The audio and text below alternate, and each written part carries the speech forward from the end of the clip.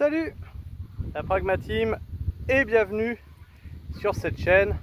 Ici on peut faire pousser tout un tas de choses, mais ce qu'on ne peut pas faire pousser, c'est cette chaîne sans votre aide. Alors vous pouvez l'arroser de likes, de partages, de commentaires, et avec cet arrosage, elle se développera et prendra son essor.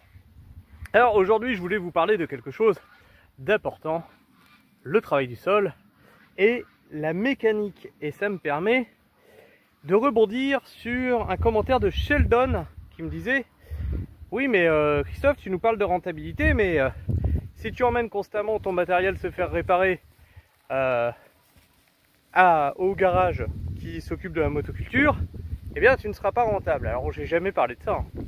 Le seul moment où j'ai parlé de mécanique que je ne faisais pas et que j'emmenais dans un garage, c'est au niveau du camion et des véhicules. Parce qu'à ce niveau-là, moi vous faites ce que vous voulez, hein. Si tu veux bricoler sur tes freins mais que t'es pas sûr de toi, et puis qu'au moment où tu dois freiner, tes freins ils te lâchent, tu cartonnes quelqu'un, tu tues quelqu'un, ton assurance elle viendra te dire: monsieur, tu vas payer toute ta vie. Bon, moi je joue pas quand je mets la vie des autres en danger. C'est la mécanique que je ne touche pas, c'est la mécanique auto, parce que là il y a d'autres usagers sur la route. Or, tu vois ici, là, j'ai travaillé le sol. Et tu dois te rappeler que j'ai acheté un motoculteur il y a 6 mois. Et que je suis pas content. Je suis vraiment pas content. Attends, je vais te montrer ça. Donc, comme je disais, moi je fais la mécanique, hein. Ça, il n'y a plus une pièce d'origine dessus, hein. Je fais que d'en changer. Le seul truc que j'arrive pas à faire, c'est des soudures. Il faudra que je fasse un jour un stage en soudure. Je verrai si tu es proche d'ici, puis qu'en hiver tu as envie de m'offrir un stage de soudure, n'hésite pas, parce que j'ai beau essayer, t'as beau regarder tous les tutos que tu veux sur le web, une fois que tu es avec tes tiges, ça colle de partout et t'arrives à rien, et puis c'est casse-pied, puis tu te prends la tête, et puis il n'y a rien qui avance, et puis au bout d'une demi-heure, tu as juste collé tes baguettes. Donc si tu as envie de me montrer et de m'expliquer avec les trucs dans les mains, parce que là moi j'en peux plus, hein. J'en peux plus. Alors mon père c'est à peu près soudé, mais ça reste très amateur, et des soudures qui tiennent pas forcément. Bon, on va revenir sur cette histoire de mécanique. Donc ce motoculteur que j'ai acheté chez Agri-Euro, qui marche très bien, hein, qui marche très bien. Seulement, tu vois qu'il manque une partie là maintenant. Alors tu vas me dire: ouais mais Christophe, tu maltraites ton matériel. Ouais ben non. En fait tu vois mes fraises là, toc. Tu vois, tu as 3 points de soudure, regarde. 1, 2, 3. Ah bah merde, dis donc, on dirait que ça s'est dessoudé. Alors, qu'est-ce qu'on fait avec ça? Déjà, comme le matériel est sous garantie, déjà tu contactes le SAV, puis tu leur dis: mais attends, vous foutez de ma gueule ou quoi? Parce que là, c'est pas normal. Alors là, tu vois de la caillasse et tu vas te dire: hey Christophe, attends, c'est normal que tu pètes du matos, tu travailles dans la caillasse. Alors, pour savoir comment je travaille, là derrière, tu vois, c'est ce qui a été fait. Premier coup, on le passe à la motobineuse, hein. C'est pour ça qu'il n'y a plus une pièce d'origine dessus, hein, parce qu'elle mange cher dans sa gueule. Et premier coup, on passe à la motobineuse. Ensuite, on sort les caillasses qui sont là. Et une fois qu'on a enlevé les grosses caillasses, on se sert du motoculteur pour affiner la terre pour pouvoir semer de la graine. Eh bien oui, c'est comme ça que ça se passe. On ne travaille pas comme des bourrins. Donc, c'est pas normal qu'il y ait des soudures qui aient lâché juste pour émietter de la terre. Ça fait 6 mois que je l'ai, il a dû faire 1500 mètres carrés, c'est pas logique. Donc là j'ai contacté le SAV de chez Agri-Euro. Agri-Euro qui vont me dire: monsieur, voilà, on va voir, on verra. Parce que là je les ai contactés, on est le samedi 16, donc je les ai contactés vendredi. Je dis à Sabrina: putain, ils m'ont pas répondu, machin et tout. Elle fait: t'es con quoi, on est férié vendredi 15. Ah ben mince, bah oui, donc on verra lundi s'ils me répondent. En attendant, bon moi je me suis déjà renseigné, hein, si jamais ils me disent: monsieur, allez vous faire foutre. Eh bien regarde. En fait ici tu as un axe qui traverse, d'accord? Alors tu remarqueras que j'ai peut-être déjà essayé de faire glisser cette bague, hein, qui est normalement solidaire de la fraise. Hein, normalement tu as juste à tirer sur tes fraises, enfin tirer comme il faut, hein, pour les extraire. Donc j'ai déjà essayé de l'enlever, j'ai légèrement fait bouger, c'est pour ça que tu vois une petite fuite d'huile ici, tu vois, parce que le joint qui est derrière, je l'ai décollé un petit peu.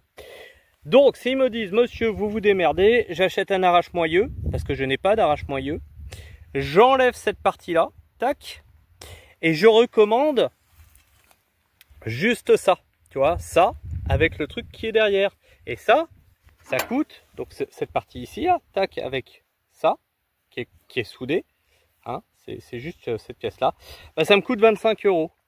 Hache moyeu, ça va te coûter entre 18 balles et 80 balles pour les mécaniques. Sinon tu as des hydrauliques, hein, à 120 balles. Je vais pas acheter un hydraulique. Et puis je pense pas que je vais arracher des moyeux tous les jours. Donc je vais certainement taper le milieu de gamme vers 30-40 balles.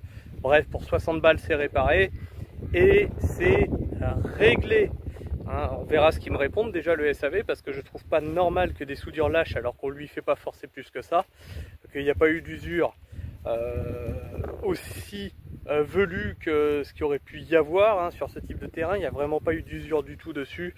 Ça a été vraiment juste pour travailler de la terre. Donc là, pour moi, il y a une faiblesse au niveau des soudures. On verra bien ce qu'ils me disent.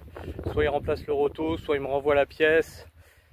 Mais là, il va falloir qu'ils fassent un geste commercial, parce qu'il faut que j'achète du matériel, moi, pour remplacer la pièce aussi. Et puis voilà. Et puis tu vois, là, on arrive fin août, début septembre. Début septembre, on va faire marcher une dernière fois un grand coup toutes les machines pour les semis de navets, de radis d'hiver, etc., etc. Dernier semis de la saison. Ensuite, qu'est-ce qui se passe? Bah, c'est fin septembre.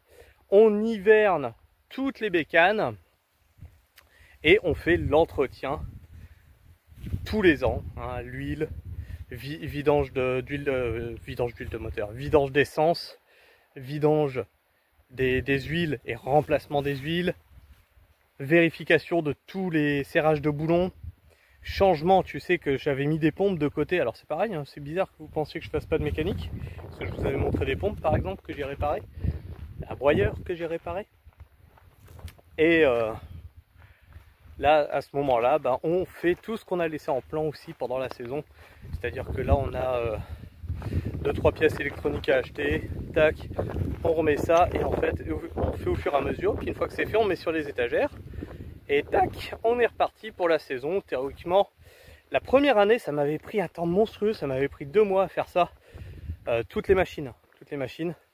Maintenant, en moins d'une semaine, c'est fait. En moins d'une semaine, c'est fait, bah, parce qu'au début, bah, tu apprends, tu sais pas trop où tu mets les doigts, puis au fur et à mesure, bah voilà, tu es plus à l'aise, tu connais tes bécanes, tu sais ce qu'il y a à vérifier, tu sais ce qu'il y a à checker, tu sais là où va y avoir un problème. Et puis surtout, tu sais que pendant la saison, tu as été emmerdé avec ci ou avec ça. Et puis bah, c'est là que tu mets le plus gros point d'attention.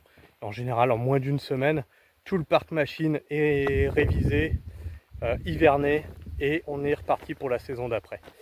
Donc voilà, non, moi la seule mécanique que je fais pas, c'est la mécanique auto.